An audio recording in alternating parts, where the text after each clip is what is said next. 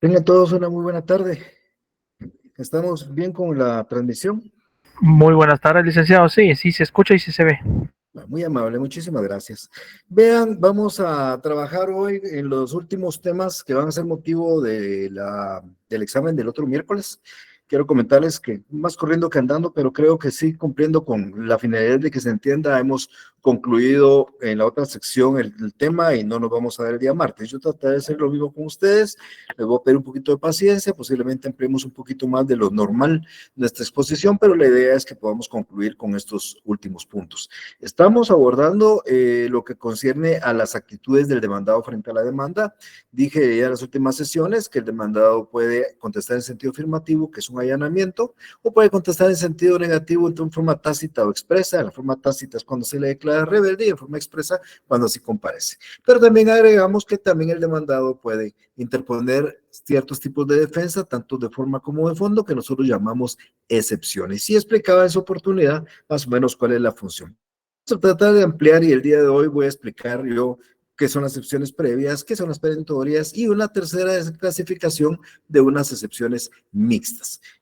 Voy a hablar y voy a ir concluyendo cuando yo hable de cada una de las excepciones previas que se regulan en el código para que quede claro cuándo procede ese tipo de defensas. Cuando yo hablo de excepciones previas, mis estimados amigos y amigas, estoy hablando no de una defensa que se plantea previamente a la contestación de la demanda, porque eso se podría entender.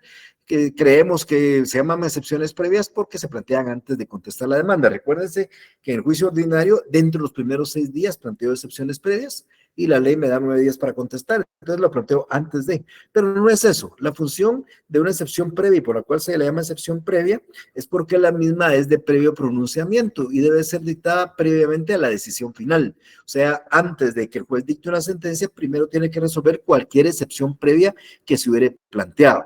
Esto es bien importante resaltarlo y vamos a verlo el otro semestre en el juicio oral, donde las excepciones previas se plantean al contestar la demanda, no antes.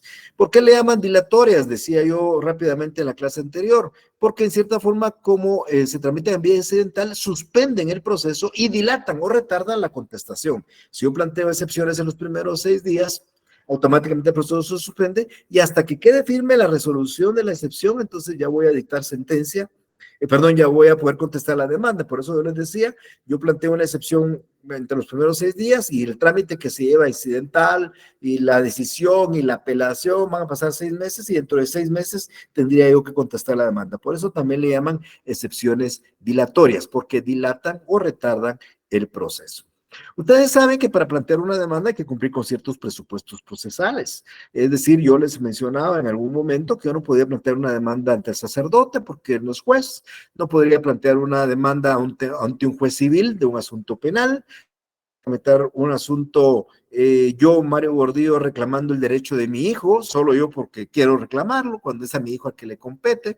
Yo no puedo reclamar un derecho 50 años después, 20 años después, porque la ley me da un tiempo para hacerlo. Yo tengo que presentar una demanda bien planteada con términos claros, precisos, peticiones claras y precisas, porque esa demanda viene constituyendo un prototipo, un proyecto para la sentencia. Un menor de edad no puede presentar una demanda si no es a través de su representante legal. Un personero y un representante legal no puede presentar la demanda si no tiene la representación y si la tiene y es deficiente no lo puede hacer. Bueno, en términos generales hay una serie de presupuestos, aquí ante el juez competente, hay una serie de presupuestos que hay que cumplir. Entonces, cuando nosotros no cumplimos con alguno de esos presupuestos de tiempo, de legitimidad, de forma de la demanda, entonces es cuando pueden venir las defensas de forma, que llamamos nosotros excepciones previas, porque las excepciones previas lo que tratan es determinar si existe esa falta de presupuestos procesales para corregirlos. Esa es más o menos la función fundamental. Muchos de estos requisitos que yo acabo de mencionar, a veces el juez los califica de oficio. El juez mira una demanda, mira si es competente o no lo es, y si no lo es, lo remite ante un juez competente. Si la demanda no es clara, ordena que se aclare. Si la demanda la plantea alguien que no está legitimado, pues pide que se legitime. Sí, entonces el juez califica muchos de esos aspectos. Algunos de por sí no los puede determinar solo en la simple lectura de la demanda. Pero cuando el juez no aprecia esta deficiencia, lo más seguro es que el demandado, la parte contraria, se defienda alegando esas deficiencias. Y eso lo hace a través de la excepción previa que corresponda, de las cuales yo voy a explicar en su momento cada una de ellas. Estas excepciones previas tienen un nombre. Esas excepciones previas no las inventamos nosotros, están reguladas en el artículo 116, 117 y en términos generales son las que están apareciendo en este momento en la presentación. Ya, insisto, en algunos minutos yo estaré explicando cada una de ellas. Cuando nosotros vemos la enumeración pareciera que hay 12 excepciones previas, pero la realidad, y ustedes lo van a aprender acá, hay 15 excepciones previas. Dentro de estas dos firminas que acabo de explicar, vamos a encontrar 15 excepciones previas y les voy a decir por qué. Ahora, por otro lado están las excepciones perentorias. Estas excepciones perentorias tienen su nombre porque debieren de perecer. La excepción perentoria lo que busca es hacer perecer la pretensión del actor. Aquí voy a aprovechar para dar un ejemplo. Sucede ese es mi ejemplo que di en la sección anterior. Sucede que una persona vivió con su novia durante 10 años y en ese interior de 10 años, a los 5 años de vivir juntos, nació un niño. Es como me dijo, fuera de matrimonio, pues la única forma de determinar la filiación entre el padre y el hijo es que hubiera habido el reconocimiento voluntario de él, que hubiera ido ante el registrador a reconocerlo como su hijo, o lo hubiera hecho ante un notario, etcétera, etcétera, pero él no lo hizo.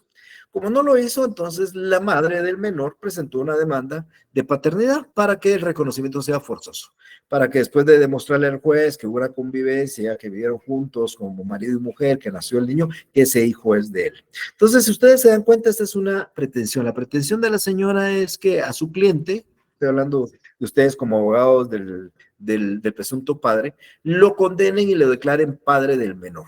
Entonces su cliente llega con ustedes y les dice, mire, licenciado, fíjese que me presentaron esta demanda. Usted le va a preguntar, mire, ¿y usted vivió con esta señora? Sí. ¿Vivió 10 años como dice aquí? Sí. ¿Y nació un niño a los 5 años? Sí, sí, nació. Y mire, ¿y usted qué piensa de eso? Que no es mi hijo.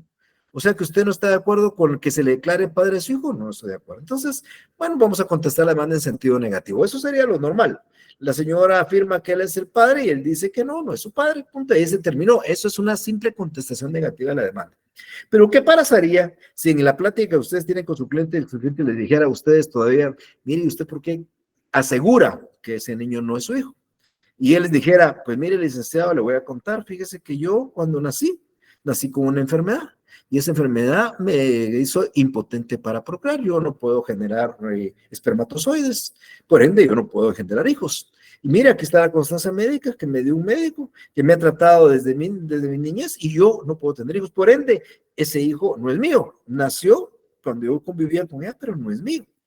Entonces, ustedes, aparece una circunstancia que si ustedes lo logran probar ante el juez, lógicamente van a demostrar que ese hijo no es de él. No es lo mismo de haber dicho, ese hijo no es mío, a decir, miren, ese hijo no es mío porque yo no puedo procrear hijos, porque tengo una enfermedad que me impide generar semen, espermatozoides y por ende yo no puedo ser el padre. Miren qué interesante, una cosa es una simple negación y la otra es una simple negación agregando una circunstancia que si ustedes la prueban, lógicamente no podría ser. Ustedes logran probarle al juez. Si tienen una enfermedad congénita, incurable, donde no pueden engendrar hijos, ustedes no pueden ser los padres o su cliente no puede ser el padre de ese menor.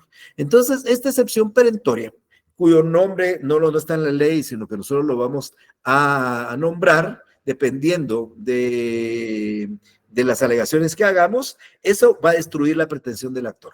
¿Qué va a pasar? Vamos a entrar en la probanza, ella va a probar que nuestro cliente vivió con ella 10 años, ella va a probar que ese niño nació a los 5, ella va a probar que vino de eso, y ella va a probar esas circunstancias que puede hacer que el juez lo convenzan de decir que ese hijo sí es de él. Pero ustedes van a probar que el señor es impotente para procrear y si el juez queda convencido que el señor es impotente para procrear, automáticamente no va a declarar la paternidad. Entonces, esta excepción destruye la pretensión del actor. La excepción perentoria es ese medio de defensa y es el típico medio de defensa que utiliza un demandado alegando esas circunstancias que de probarse modifican o extinguen esa pretensión que acabo de mencionar. El Código Procesal Civil y Mercantil lo que dice es que estas excepciones hay que plantearlas al contestar la demanda. Esto es distinto a las excepciones previas, ya se dieron cuenta, son separadas, pero aquí la excepción perentoria ustedes la van a plantear cuando contesten vengo a contestar la demanda en sentido negativo y a interponer la excepción perentoria de ese es el momento de contestar. Sin embargo, de la lectura del Código Procesal Civil, ustedes van a inferir que también dice la ley, sin embargo, en cualquier estado del proceso puede plantearse las excepciones perentorias que nazcan después de la contestación. O sea, ustedes contestaron la demanda, pero después de la contestación aparece esta circunstancia que automáticamente extingue la obligación. Yo ponía el ejemplo del pago. A mí me están reclamando el pago de 100,000 quetzales y sucede que cuando yo contesté la demanda no implanté la excepción de pago porque no había pagado, pero a la semana después de haber contestado fui a pagar y me aceptaron el pago y pese a eso el juicio sigue. Entonces vengo y planteo una excepción perentoria de pago. Para extinguir la obligación. ¿Por qué razón? Porque surgió y se dio después de la contestación.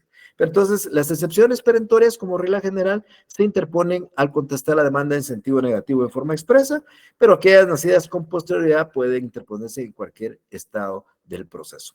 Bien importante, el actor acciona, el demandado excepciona. Hay dos clases de excepciones, las de forma y de fondo, pero estas de fondo, es decir, las perentorias, son la típica defensa del demandado. Las otras son para corregir errores.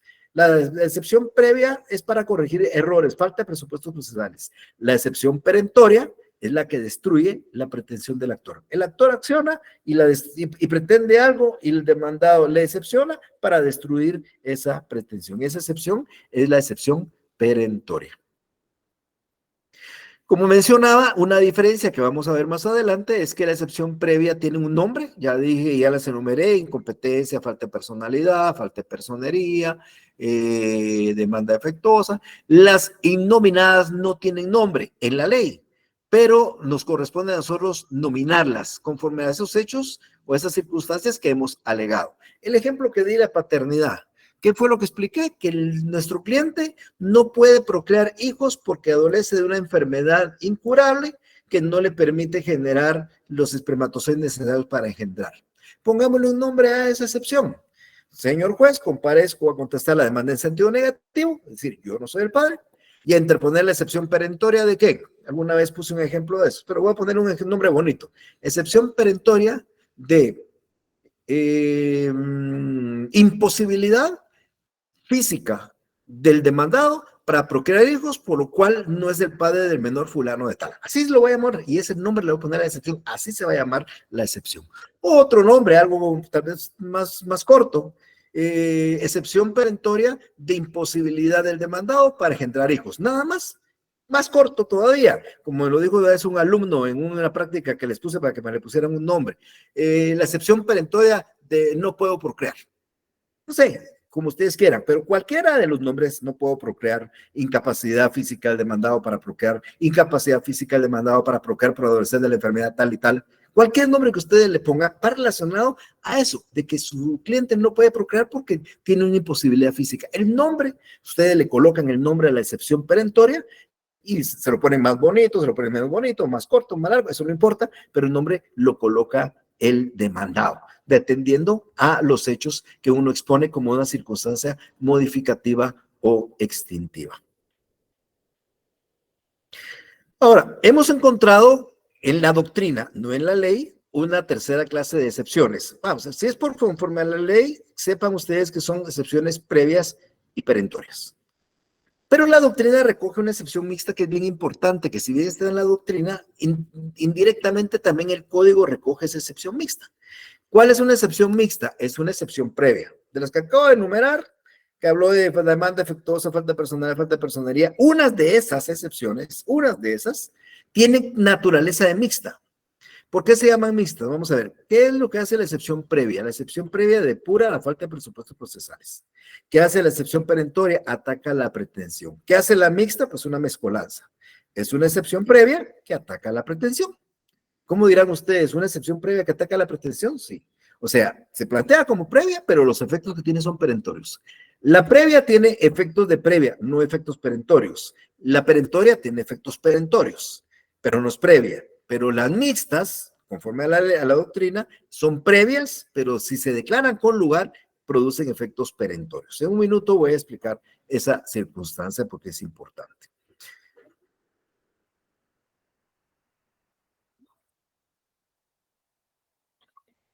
Entonces, estas excepciones mixtas son previas, tienen el nombre de previo, se tramitan como previas, ese es incidente, pero si tienen efectos, se declaran con lugar, tienen efectos perentorios, hacen perecer la pretensión del actor. Aquí están las 4 excepciones que la ley recoge como previas, pero doctrinariamente sí que encuadran dentro de lo que es la excepción mixta. Hablo de la caducidad, la prescripción, la cosa juzgada y la transacción. Estas excepciones, porque ya caducó, ya no se puede volver a repetir. Vamos a ver, pensemos en una demanda efectuosa. En unos minutos voy a hablar de eso. ¿Qué pasa si se declara con lugar una excepción previa a una demanda efectuosa? Hay que corregir el error de la demanda y se corrige, se vuelve a presentar la demanda y no pasó nada.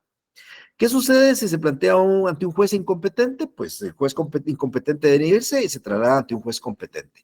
¿Qué pasaría si planteáramos una demanda, una excepción previa de falta de personería? Pues entonces se excluye el personero y ya se comparece un personero debidamente acreditado y no pasó nada. Pero ¿qué pasa si se declara con lugar una caducidad? La caducidad, si ya terminó el tiempo para plantear la acción y no se planteó, ya caducó. Eso ya no se puede revertir. Entonces, esa excepción previa declarada con lugar ataca la pretensión, porque si la pretensión no se ejerció en tiempo, ya no se va a poder ejercer nunca más. Lo mismo sucede con la prescripción. Si ya transcurrió el tiempo para ejercer el derecho y no se ejerció y se declara que ya prescribió, ya no se puede revertir, ya prescribió y esa acción ya no se puede volver a plantear. La cosa juzgada, no se diga, si el asunto ya se juzgó, ya pasó por todas las instancias, ya se declaró firme, ya quedó firme la sentencia, no puede volverse a plantear otra pretendiendo revertirla. Eso ya no, si se declara con lugar a cosa juzgada, el asunto va a darse por terminado, va a concluir. Y por último, la transacción, si el tema que se está discutiendo ante un juez ya se arregló fuera a través de una transacción, ya el juez está imposibilitado para conocer y no va a poder conocer. Entonces, estas excepciones de caducidad, prescripción, cosa juzgada y transacción que están reguladas en los últimos 4 numerales del artículo 116, doctrinariamente se le conoce como excepciones mixtas. Claro, aclaremos, doctrinariamente. Ustedes no pueden ir a plantear una excepción mixta a un tribunal porque el juez se los va a rechazar. No conoce que es una excepción mixta. Sabe que está en la doctrina, pero ustedes no pueden alegar una excepción mixta si no las llaman así en el código. El código las llama excepciones previas. Pero si ustedes logran plantear una excepción previa de cualquiera de estas 4 que están acá y la logran declarar con lugar, sepan que automáticamente destruyeron la pretensión del actor, porque son con naturaleza de ser excepciones mixtas. Hablemos de algunas diferencias entre las excepciones previas, las perentorias, y agreguemos también las mixtas. Esto es importante, insisto, las mixtas son excepciones doctrinarias, pero para efecto que podamos entender, lo vamos a hacer. Primero, la excepción previa lo que arregla son falta de cumplimiento de requisitos para formales del proceso. De tal manera que lo que atacan es la forma. Pero la excepción perentoria ataca la pretensión del actor, ataca el fondo. Las primeras son excepciones de forma, las segundas son excepciones de fondo. Las mixtas, siendo previas, tienen efectos perentorios, atacan la pretensión. Entonces la previa ataca la falta de presupuestos procesales, se cumplen y se sigue el proceso. Las perentorias atacan la pretensión, destruyen la pretensión, y las mixtas, que insisto es doctrinario, si se acogen, atacan la pretensión y ya no se puede promover acción alguna sobre eso, pese a que se planteó a través de una excepción previa. La excepción previa debe de resolverse antes de dictar sentencia. Un juez no puede dictar sentencia si previamente no ha resuelto la excepción previa. Por eso se tramita en vía incidental y se suspende el proceso principal hasta que se resuelva. Las perentorias son típicas defensas del demandado. Por ende, deben de probarse conjuntamente con la demanda y resuelve la sentencia. Vamos a ver, el actor accionó un juicio de paternidad y filiación extramatrimonial para declarar que se declare padre al demandado del menor tal, y el demandado planteó su excepción perentoria de imposibilidad del demandado para engendrar hijos por la enfermedad tal. Entonces, esta es la típica defensa de él. El actor va a probar en juicio, durante la fase de prueba va a probar que convivió con él y va a tratar de probar que ese hijo es de él, y el demandado va a tratar de probar que tiene una enfermedad que no le permite tener hijos, y entonces, ¿quién convence al juez? Si no convence al juez el hecho que no pueda tener hijos, puede ser que lo declare padre, pero si lo convence el hecho que él no puede tener hijos porque tiene una enfermedad, no lo va a declarar padre. Entonces, se presenta como una típica defensa, se tramita y se prueba dentro del juicio y se dicta la sentencia. El momento del juez dicte la sentencia tiene que resolver sobre la pretensión de la actora y sobre la excepción del demandado. Y la excepción mixta pues es de previo pronunciamiento por ser previa, se tramite y se resuelve antes del asunto principal, igual suspende el proceso. Eso es en cuanto al trámite, ¿verdad? Las excepciones previas están nominadas, tienen un nombre, falta de personalidad, falta de personería, por favor, el nombre que el código le da, no inventemos nombres. Las perentorias no tienen nombre porque ya expliqué yo, el nombre se lo ponemos nosotros, y la excepción mixta, pues son previas, tienen un nombre, caducidad, prescripción, cosa juzgada y transacción, así se llama cualquiera de estas excepciones previas que tienen naturaleza de mixtas. Cuando nosotros acogemos una excepción previa, hay que corregir el error o la falta de presupuesto procesal. Cuando se acoge la excepción perentoria, pues se hace perecer la pretensión del actor. Y si se acoge una excepción previa con carácter de mixta, pues también se hace perecer la pretensión del actor. Estas son, estimadas amigas y amigos, unos de los de las diferencias entre una y otra excepción. Ahora bien, vamos a entrar a analizar, perdón que les haya quitado el video, pero voy a entrar a analizar ahora principalmente, y me interesa mucho, las excepciones previas ya en particular. O sea, hoy que en este momento voy a tratar de explicar cada una de las excepciones previas. Ya les dije que son nominadas, ya les mencioné que están en el artículo 116 y 117, también ya les mencioné que es un medio de defensa que utiliza el demandado para atacar la falta de sus presupuestos procesales, que son excepciones de forma, que son excepciones que se tramitan en la vía incidental, todo eso no se les puede a ustedes olvidar. Tienen un nombre, ahí vamos a analizar cada una de ellas. Mi intención es que ustedes entiendan para qué sirve ese medio de defensa, por qué requisito o presupuesto procesal se plantean. El trámite es de los incidentes con efectos suspensivos, suspenden el trámite del proceso y por consiguiente, pues eso que está pasando en las Filminas en este momento son temas que yo ya abordé en la presentación anterior. Ahora, ¿cuáles son estas excepciones previas? Mencionaba yo, y ustedes lo pueden ver en el artículo 116, 117, que aparecen numeradas hasta la número 12. Pero, sin embargo, hay que ponerle mucha atención a la excepción número 7, que está en el artículo 116, más de un supuesto. Por eso, yo les he de concluir que realmente hay 15 excepciones previas. Las primeras 11 que están enumeradas y la número 7 que contiene 4 supuestos que voy a explicar en unos minutos. Miren, normalmente las excepciones, como su nombre lo indica, se plantean por la falta del incumplimiento de un presupuesto procesal.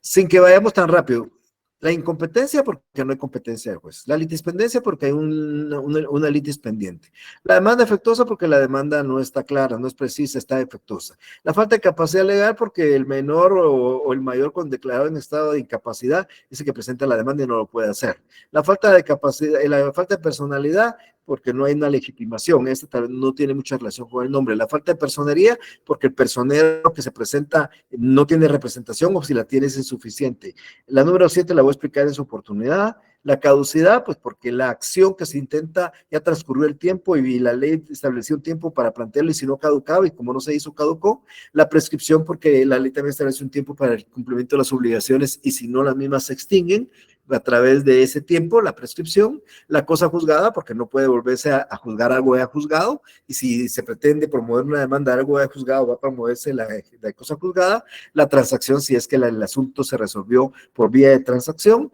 y la excepción de arraigo, que es una excepción mera particular, muy mera sui generis, y la única que sale del artículo 116, y la van a encontrar ustedes en el artículo 117. Yo voy a hablar de ellas, de cada una de ellas, para que quede claro. Por supuesto, si ustedes tienen alguna duda, alguna inquietud, pues podemos hablar. Primero hablemos de la excepción previa de incompetencia. De la incompetencia, por favor, no vayan a enumerarle excepción previa de falta de competencia. Pareciera lo mismo, pero no es lo mismo. Si ustedes plantean una excepción equivocadamente su nombre, el juez no le va a dar trámite, la va a rechazar. Aunque pareciera decir lo mismo, excepción previa de falta de competencia a incompetencia, la ley le da un nombre, se llama incompetencia, y así hay que plantearla. No existe otro nombre, es excepción previa de incompetencia.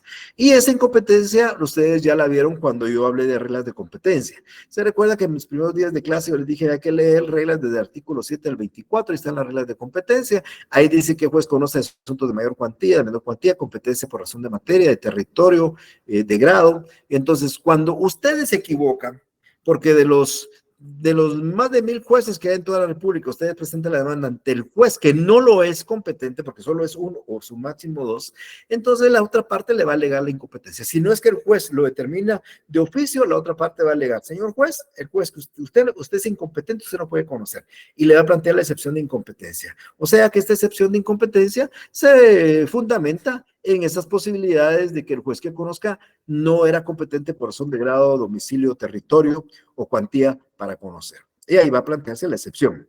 Luego vamos a encontrar una excepción de litispendencia. Litis es litigio, pendencia, pendiente. Es decir, es un trámite de una excepción. Perdonen, dicen que no estoy presentando. Nadie me ha dicho nada. Perdonen, oye. Hasta ahorita me dijo alguien, pero bueno, hay esta presentación igual se las voy a trasladar, el principio ya lo hemos hablado, pero siempre no me puse al tanto, saqué, pero lo voy a regresar lo poquito que habíamos visto que no estaba en lo demás. Les decía yo que están estas excepciones, estas son excepciones de artículos 116 y 117, de la 1 a la 11 están en el 116, la número 2 está en el 117, todas las excepciones tienen un nombre, está incompetencia, litispendencia, demanda defectuosa, etcétera, etcétera, de ellas voy a referirme en unos segundos, y empecé hablando de cada una de las excepciones y les dije que existía primero la incompetencia. La excepción de incompetencia está basada en que ustedes, como abogados de la parte actora, plantearon la demanda ante un juez que por razón de territorio, de cuantía o de grado no podía conocer. Entonces la otra parte o el mismo juez se va a dar cuenta o la otra parte lo va a alegar, le va a alegar a la excepción de incompetencia. ¿Y cuál va a ser el resultado? Que habrá que trasladarlo ante el juez competente. Yo lo planteé ante el juez de Mazatenango y sucede que el juez competente es el de Escuintla. Entonces tendrá que trasladarse el proceso al juez de Escuintla porque es el que conforme a las reglas le corresponde. Encontrar la segunda excepción, que es una excepción de litispendencia, que deviene de un vocablo latino, que viene y significa litis pendiente. ¿Qué es una litis pendiente? Un litigio idéntico. Yo planteo una demanda hoy A contra B por el asunto C, hoy. Y dentro de un mes planteo otra demanda A contra B por el asunto C. Entonces nos encontramos con dos procesos idénticos. Y eso no puede ser porque eso va en contra de la seguridad jurídica. Esto no da certeza jurídica que hayan dos procesos idénticos porque podrían haber dos sentencias contradictorias. Por consiguiente, no podemos hacerlo. Entonces, ¿qué sucede en este caso?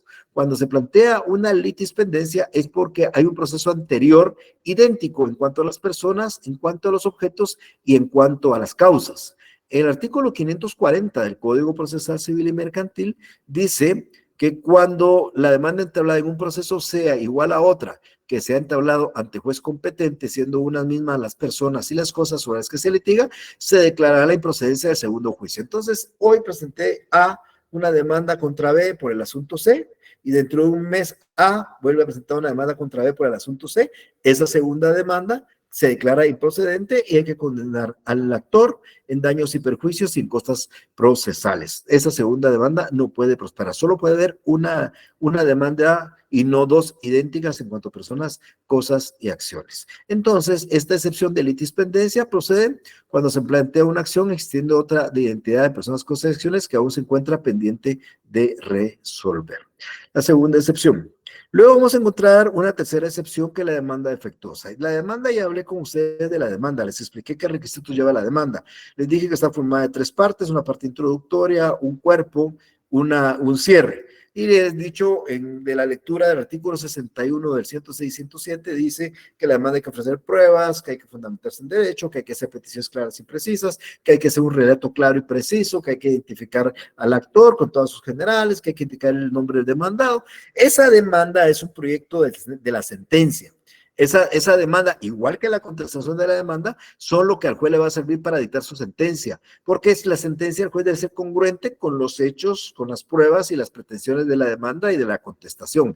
Si la demanda va mal planteada, si la demanda incumple con requisitos, si la demanda no es clara, no es precisa, es factible plantear esta excepción previa de demanda defectuosa. ¿Con qué razón? ¿Con qué objetivo? Que se aclare, que se corrija ese error en la demanda, que impide que al final de cuentas se pueda tomar una decisión. Entonces, si esta demanda no reúne los requisitos, por las circunstancias que he mencionado, normalmente procede esta excepción que se llama demanda defectuosa, no defecto de demanda, como alguien ha mencionado en alguna oportunidad. Se llama demanda defectuosa, así se va a llamar demanda defectuosa. Luego tenemos una excepción de falta de capacidad legal. Lo que hablamos de la capacidad ya lo hablé en alguna oportunidad cuando estuvimos hablando de la capacidad de goce y de ejercicio. Recuérdense que la capacidad es un atributo de la persona. Todos ustedes tienen capacidad. Los menores de edad, capacidad de goce; los mayores de edad, capacidad de ejercicio. Hay mayores de edad que solo tienen capacidad de goce porque los declararon en estado de incapacidad. Entonces, ¿quiénes están legitimados para presentar una demanda y quiénes están legitimados para ser demandados? Solo los capaces legalmente, que son todos los mayores de edad que no han sido declarados en estado de incapacidad. Entonces, si un menor de edad presenta una demanda, yo nunca he visto un caso de estos en los tribunales, pero si un menor de edad presenta una demanda, el juez debe rechazarla porque no puede hacerlo él en nombre propio. Tendría que hacerlo a través de su representante legal. Pero si el juez no se percata de eso, la otra parte le va a plantear la excepción de falta de capacidad legal del demandante.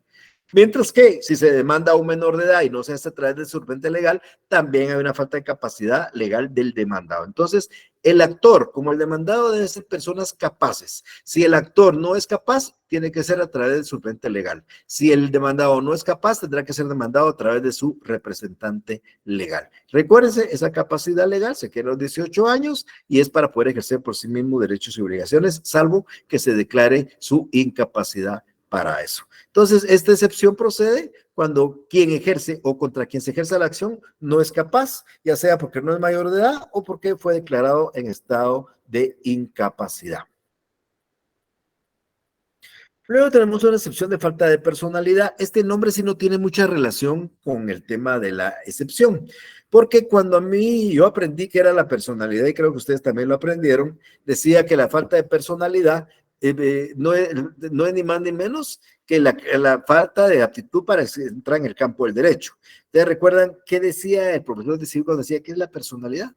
Y les debe haber dicho una definición más o menos así la definición. Personalidad es la aptitud o la investidura jurídica que el Estado le da a una persona o a un ente para entrar en el campo del derecho, a un ser humano o a un ente para entrar en el campo del derecho. ¿Quién dice que nosotros somos personas? La ley.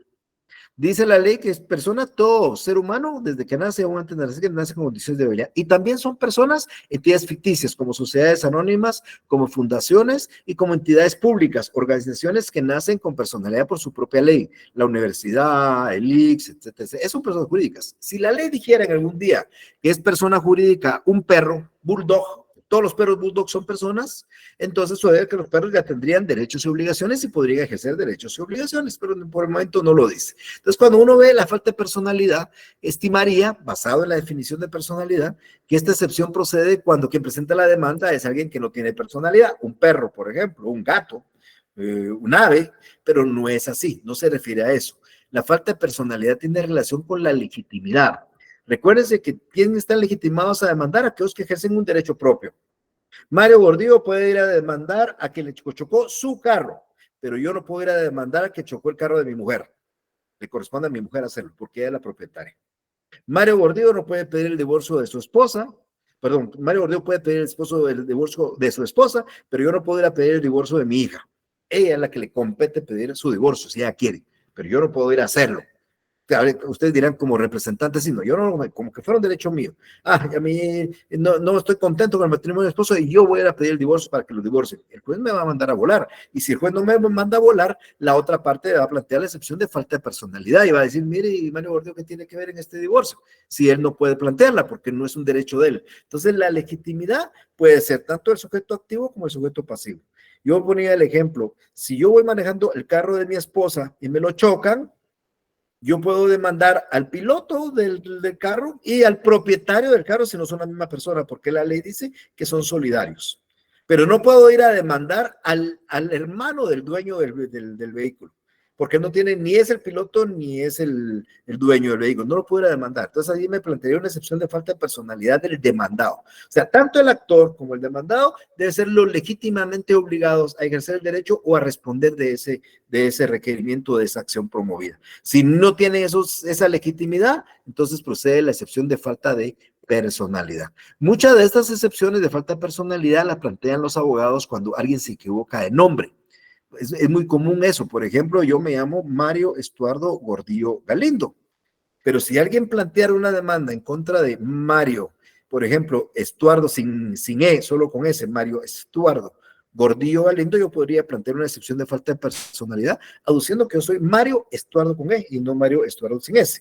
Muchos plantean esa excepción, hay que darle trámite, los jueces ya no las aceptan así por así porque estiman de que la persona de Mario Estuardo Gordillo es el legitimado, es el responsable, si hubo un error en la letra, pero se maneja mucho eso. Si ustedes encuentran una demanda, plantean su cliente y el nombre no va exactamente correcto, podrían alegar esta circunstancia a través de esta excepción de falta de personalidad. Entonces, en conclusión, esta excepción previa de falta de personalidad va a proceder cuando tanto el actor como el demandado carecen de legitimación para actuar dentro del proceso, como acabo de mencionar. Luego tenemos una excepción de falta de personería.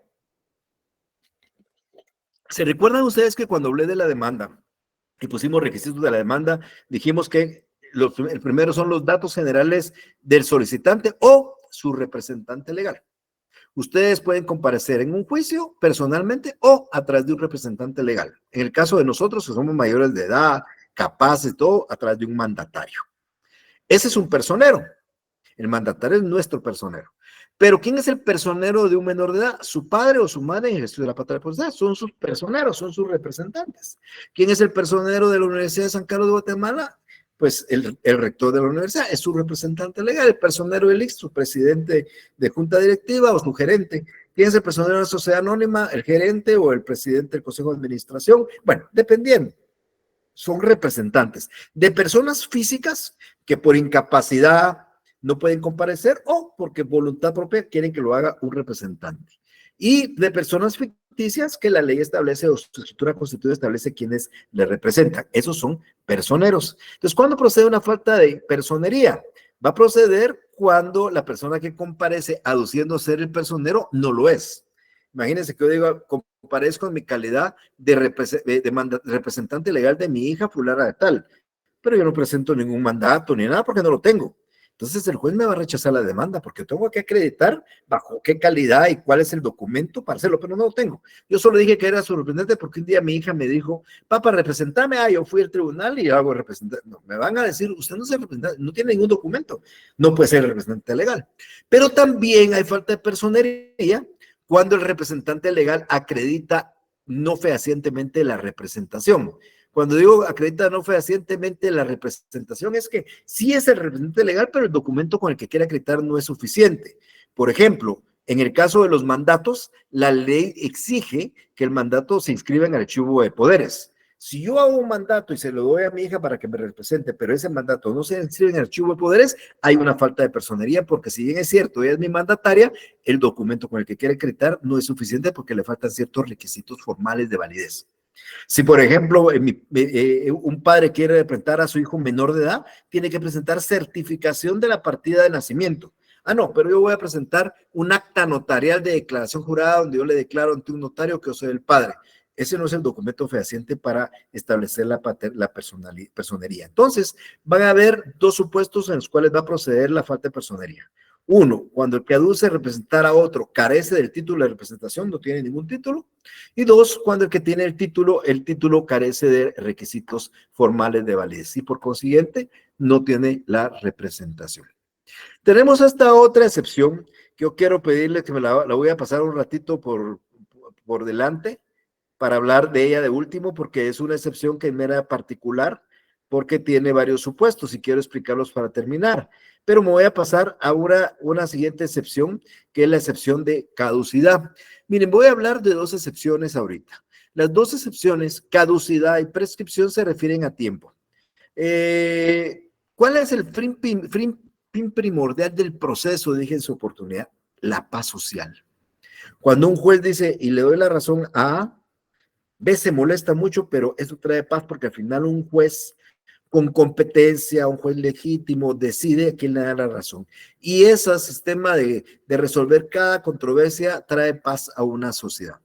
También las figuras de caducidad y de prescripción traen paz a una sociedad. Vamos a ver, la ley dice en el Código Civil, cuando se habla del divorcio, dice cuáles son las causales de divorcio. Menciona 17, 18 causales de divorcio, el artículo 155 del Código Civil. Y dice, entre otras, que para promover una demanda de divorcio por causal determinada, hay que alegar, hay que presentar la demanda dentro de los 6 meses de conocida la infracción.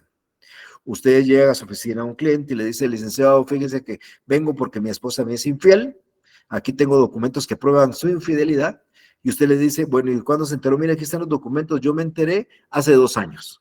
Usted debe ser consciente y decirle, señor, ya no podemos plantear la demanda porque la ley da 6 meses para hacerlo. Como no planteó la demanda, no ejerció la acción, eso ya caducó. Él le va a decir, no, licenciado, arriésgase, usted lo van a plantear, pero el juez se lo va a rechazar si es que lo analiza y encuentra que va a ser un poco difícil que lo haga, pero la otra parte le va a alegar y le va a decir, señor juez, ellos tenían 6 meses para plantearlo y ya pasaron 2 años, por ende ya caducó el derecho de acción de esta persona. Esa es la caducidad y lo que da esto es paz. Sucede que si no existiera la figura de caducidad, podría haber una causal de divorcio hecha hace 20 años y el marido estaría o la mujer estaría todos los días. Si seguís portándote mal, voy a plantear el divorcio con la causal de hace 10 años, de hace 12 años, de hace 15 años. No, hay un tiempo para hacerlo y si no caduca. Eso es razón, es motivo y sirve para dar paz social. Ahora, la caducidad se confunde mucho con la prescripción, pero son cosas distintas. Las dos tienen el denominador común de tiempo. Las dos se dan por transcurso del tiempo de inacción. Pero ¿qué pasa con la caducidad? La caducidad es la falta de actividad del sujeto para ejercer su acción, su demanda. Cuando la ley o el contrato que suscribió dice, y la acción o cualquier controversia deberá presentarse la demanda dentro de 5 meses, esos 5 meses hay que cumplirlos, si no se cumplen, caduca el derecho de accionar, de demandar.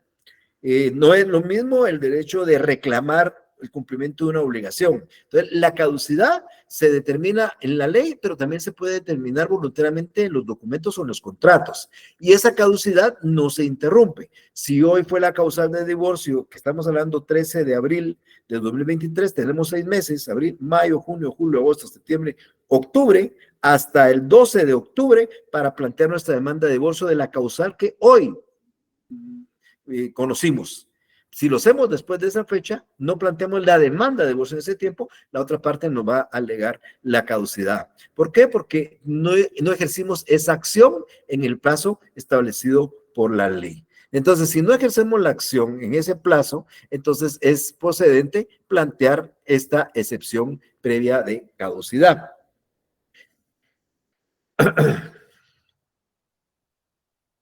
En otras palabras, pero yo lo expliqué yo, esta caducidad se da cuando en la ley o los particulares señalan un término fijo para la duración de un derecho más allá del cual no se puede ejercer, no puede ser el mismo ejercitado.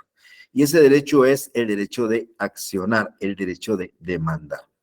La prescripción es lo mismo, pero en la prescripción es importante establecer que esta es una figura por la cual yo puedo adquirir derechos o puedo terminar, extinguir derechos.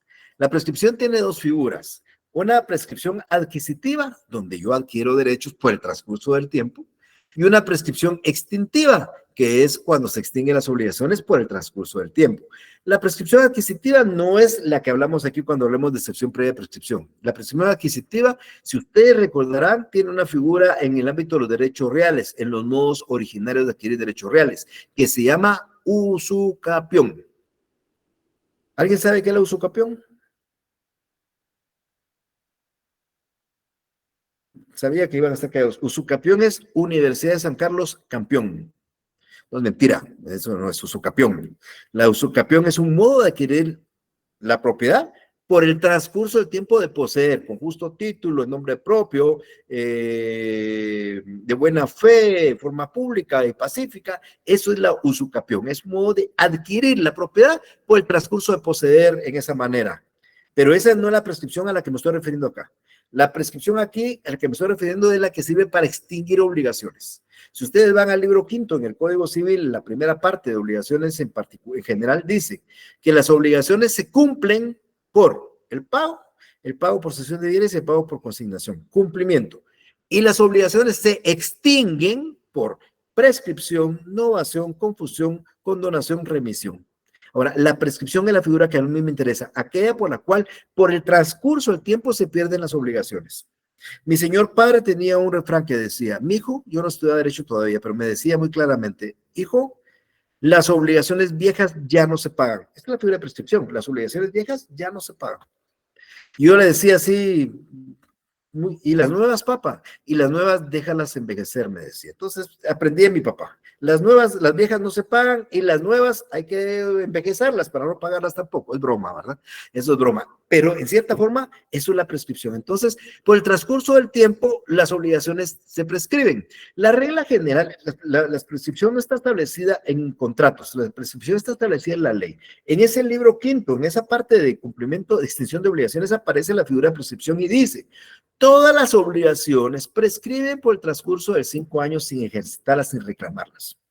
Entonces, yo tengo una deuda hoy, que estamos en abril 13 de 2023, en el 24, 25, 26, 27, 28, exactamente en abril de 2028, el 13 de abril de 2028, ya la obligación que hubiera adquirido hoy ya no se me puede reclamar, porque esa obligación tenía 5 años de prescripción. Esa es la regla general.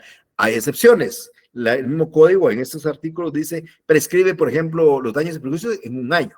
Prescriben las rentas, pagos periódicos, alimentos, pensiones en 2 años. Pero la regla general son 5. O sea, si ustedes tienen duda, siempre digan que prescriben 5 años, aunque la ley puede decir un tiempo menor.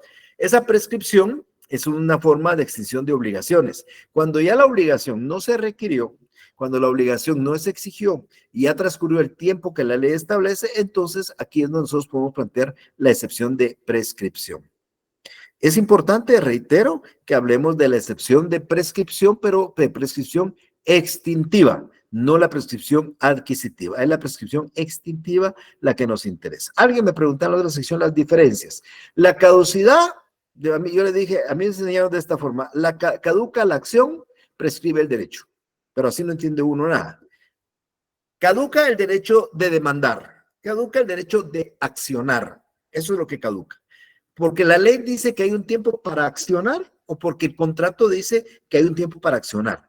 Esa caducidad se puede establecer, está establecida en la ley o puede establecerse en un documento privado, un documento entre las partes y determinan el tiempo para plantear la demanda. Si no se plantea ese tiempo, caduca.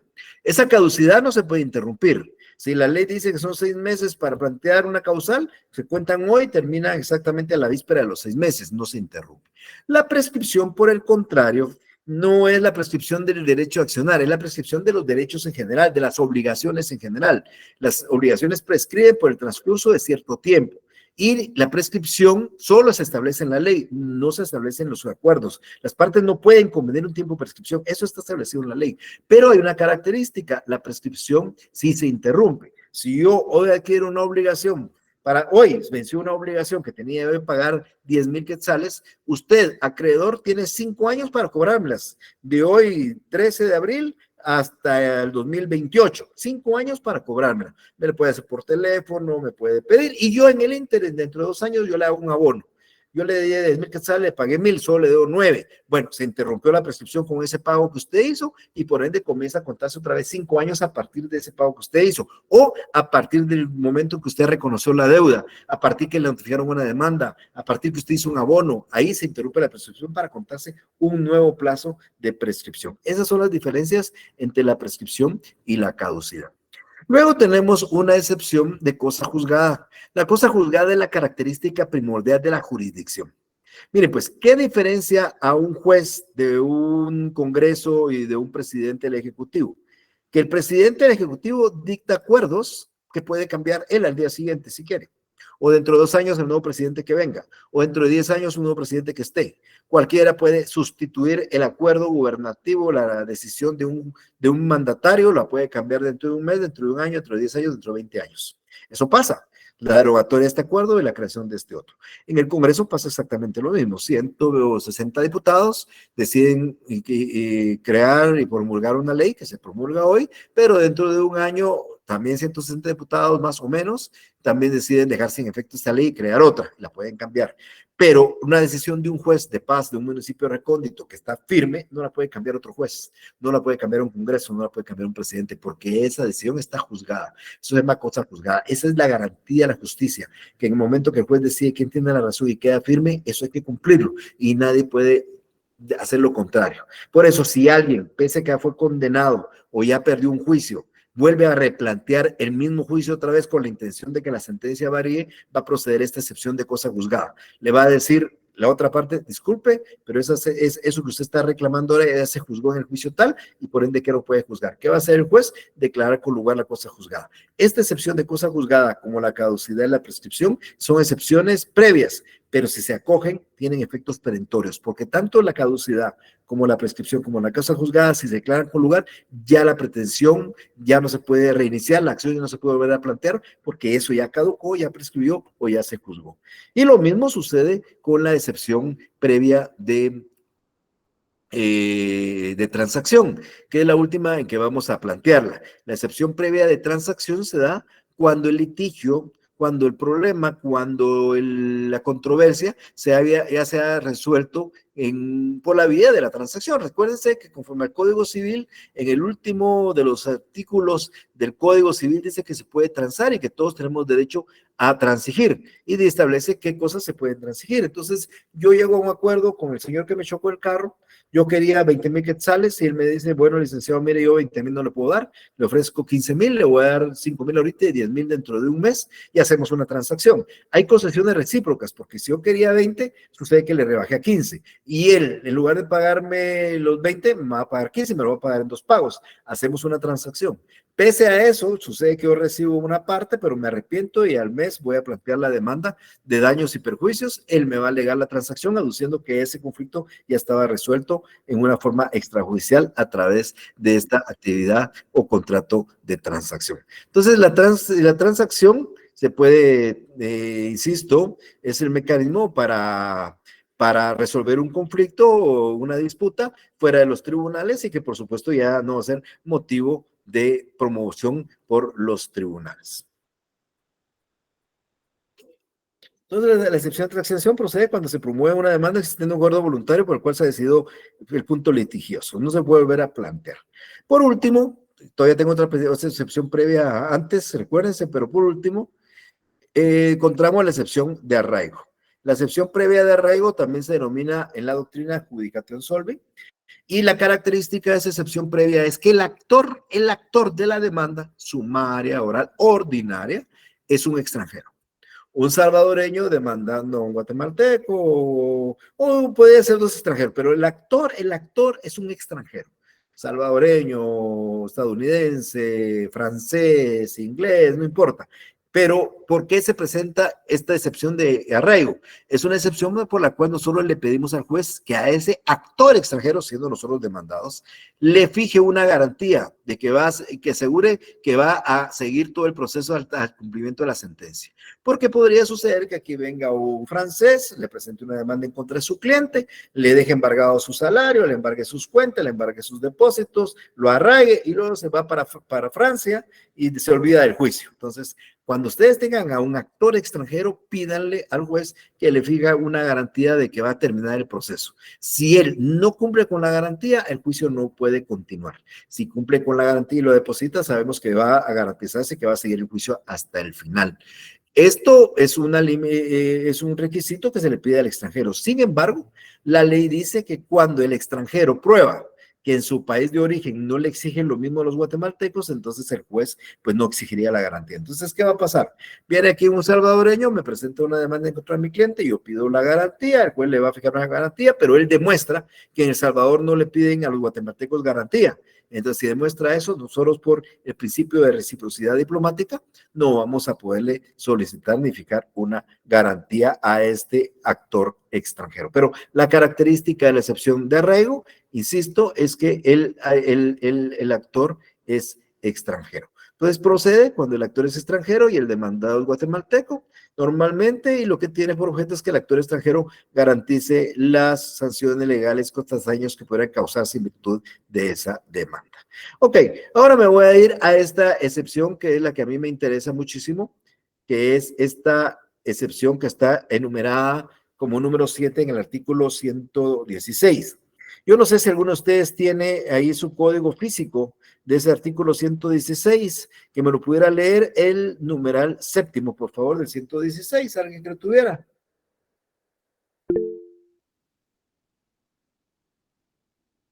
Alguien que quisiera leerme, si lo tienen, por favor. ¿Se lo leo, licenciado? Sí, por favor, léamelo. Dice artículo 116, numeral 7, falta de cumplimiento del plazo de la condición a que se estuviera sujeta la obligación o el derecho que se hagan valer. Disculpe, repítamelo, por favor, que algo se me pasó. ¿Falta? Falta de cumplimiento del plazo de la condición. Va, ahí déjemelo. Okay. Su código no dice falta de cumplimiento del plazo o de la condición. No, dice de la condición. O que no hay una o, una disyunción. Luego dice a que estuviera sujeta la obligación o, ahora sí, el derecho que se hagan valer. Va. Mire, pues, los que tengan en su código físico la excepción nominada como la compañera la acaba de señalar, está mala. Porque realmente, literalmente, la excepción se llama, como se aparece en la pantalla, excepción previa de falta de cumplimiento del plazo o de la condición. Son dos cosas distintas. Plazo y condición son cosas distintas. La compañera leyó plazo de la condición. Entonces, es una cosa que no se puede entender. Plazo de la condición. Las condiciones no están sujetas a plazos. Es una cosa muy distinta al plazo. Pero el código, los códigos que sí están bien, debe decir plazo o de la condición. Se los digo para que corrijan sus códigos, sus leyes, porque si no tiene la o, la disyunción, entonces la nominación de esa excepción está mala. Ese es un error, lógicamente, de imprenta, ¿verdad? Eso es un error que se cometió cuando se imprimieron algunos de los ejemplares del código. Entonces, esta excepción tiene varios supuestos. Primero dice plazo o de la condición. ¿Es lo mismo plazo o condición? No, ¿verdad? Jurídicamente el plazo es un tiempo. Si yo le digo a usted, mire en el contrato, y la obligación será pagada más tarde el 31 de diciembre del año 2023, estamos hablando de un plazo, no de una condición. Porque la condición viene a ser un acontecimiento incierto, futuro incierto. Yo puedo establecer dos formas de cumplimiento de una obligación. Una, fijando un plazo. El plazo es al 31 de diciembre. Y la otra puede ser, el plazo es cuando usted contraiga matrimonio. Lo del 31 de diciembre está determinado, se sabe que es el 31 de diciembre, pero el contraer matrimonio es indeterminado. Entonces, ¿qué sucede, por ejemplo, si el plazo no se ha cumplido? Si, por ejemplo, decía 31 de diciembre, pero yo planteé la demanda el 30 de noviembre, un mes antes. Entonces, aquí hay falta de cumplimiento del plazo, ¿ok? Ahora, ¿qué sucede si la obligación hay que cumplirla cuando contrajere matrimonio? Y la presenta la demanda y requiere y no ha contraído matrimonio. Entonces, falta de cumplimiento de la condición. Son dos cosas. Entonces, ustedes ya ven aquí que son dos cosas distintas. O es el plazo el que no se ha cumplido o es la condición la que no se ha cumplido. Por un lado. Por el otro lado, también encontramos dos definiciones, obligación y derecho. ¿Por qué tenemos obligaciones nosotros? Porque están establecidas en derecho. Pero hay disposiciones en derecho que no son obligaciones. Es lo mismo hablar de derecho y hablar de obligación, son distintos.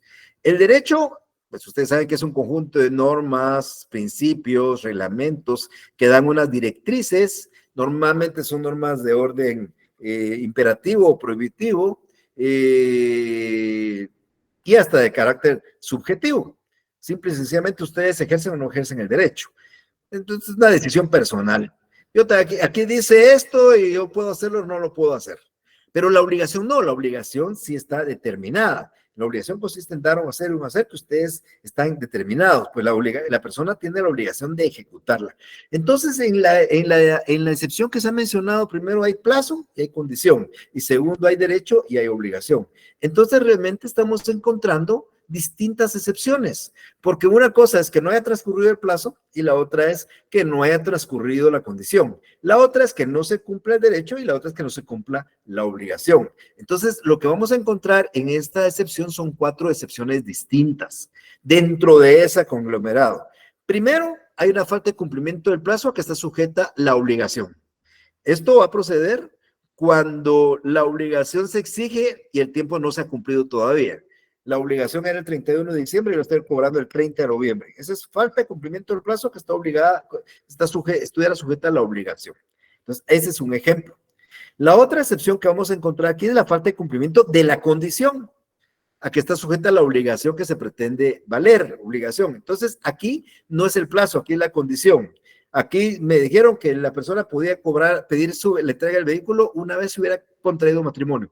No contrajo matrimonio, pero está pidiendo, está pidiendo el vehículo, entonces lo voy a plantear en contra de esa demanda, donde está pidiendo el vehículo, no habiendo cumplido la condición, le voy a plantear la excepción previa de falta de cumplimiento de la condición a que está sujeta la obligación que se pretende hacer valer. Luego vamos a irnos ya al área del derecho. Vamos a plantear una excepción cuando alguien no ejerce el derecho, que se llama falta de cumplimiento del plazo, que estuviera sujeto al derecho que se haga valer. Yo tengo el derecho a X cosa que el Código Civil me da, lo puedo plantear o no, pero la ley dice que puedo hacerlo en un plazo y no lo cumplo. Entonces la excepción se va a llamar excepción previa de falta de cumplimiento del plazo a que estuviera sujeto el derecho que se haga valer. Esta va a proceder entonces cuando alguien le asiste un derecho, pero lo ejerce antes de transcurrido el plazo que la ley establece. Y por último, vamos a encontrar la falta de cumplimiento de la condición a que estuviera sujeto el derecho que se hace valer.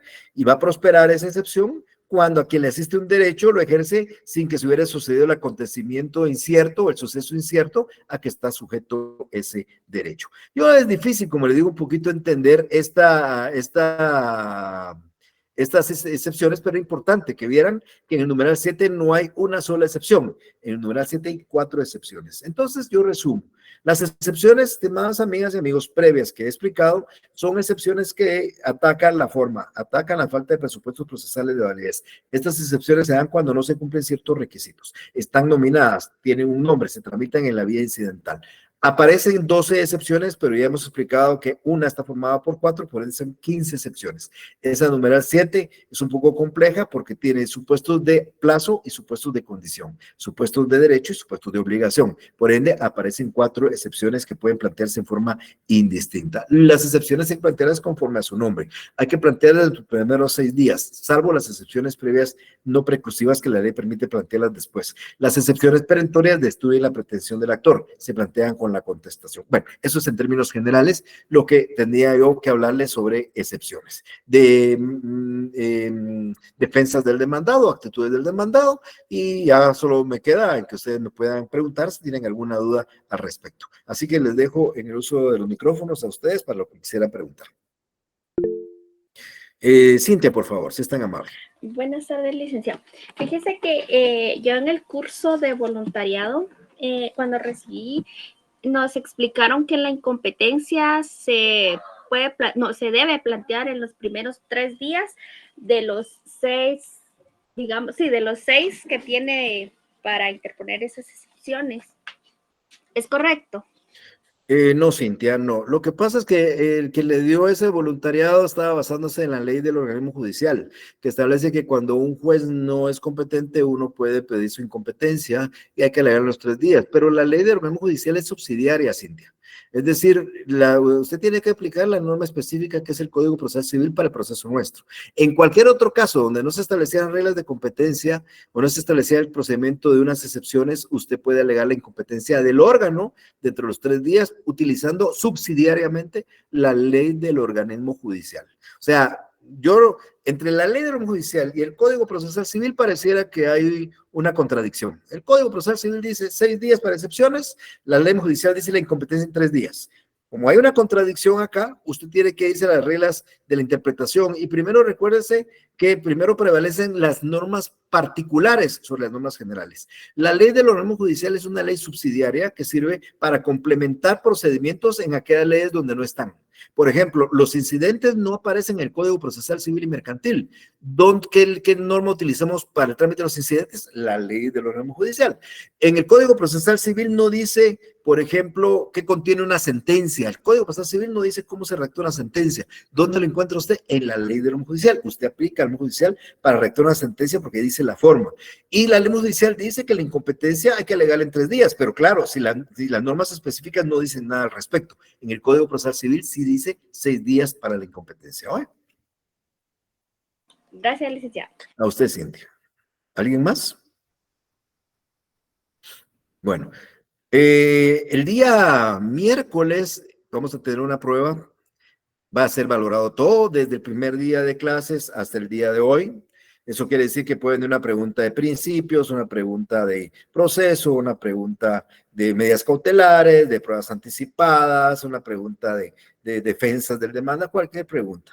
Son 40 casos, el examen va a durar 1 hora. Hoy hay una modalidad muy particular que espero implementar. Ustedes van a recibir su examen con anticipación. O sea, cuando ustedes ya estén en su classroom va a aparecer ahí el examen, pero no lo van a poder contestar porque se va a abrir hasta las 4 de la tarde, 16 horas. A las 17 horas, cuando el reloj marque las 17 horas, 1 minuto, el examen se va a cerrar. O sea, ustedes tienen desde las 4 hasta las 5 para contestar su examen. La modalidad de las preguntas, ustedes ya conocen el sistema, lo hemos hecho con laboratorio, lo hemos hecho con exámenes, por consiguiente eso no hay mayor cosa que podamos discutir. Nosotros ya el martes no nos vamos a ver, que les quede a ustedes para estudio ese martes y se preparen un poco para la prueba del día miércoles. Así que lo único que me resta a mí es desearles que tengan el mejor de los éxitos. Yo les recomiendo trabajar solos, aunque yo no puedo controlar ese tema. Espero que todo les salga bien y el día miércoles estarán recibiendo su examen a la hora indicada. Les deseo una feliz tarde, con permiso y hasta la próxima semana. Nos vemos. Pase, feliz tarde, licenciado. Feliz tarde, licenciado. Feliz tarde, licenciado. Bendiciones.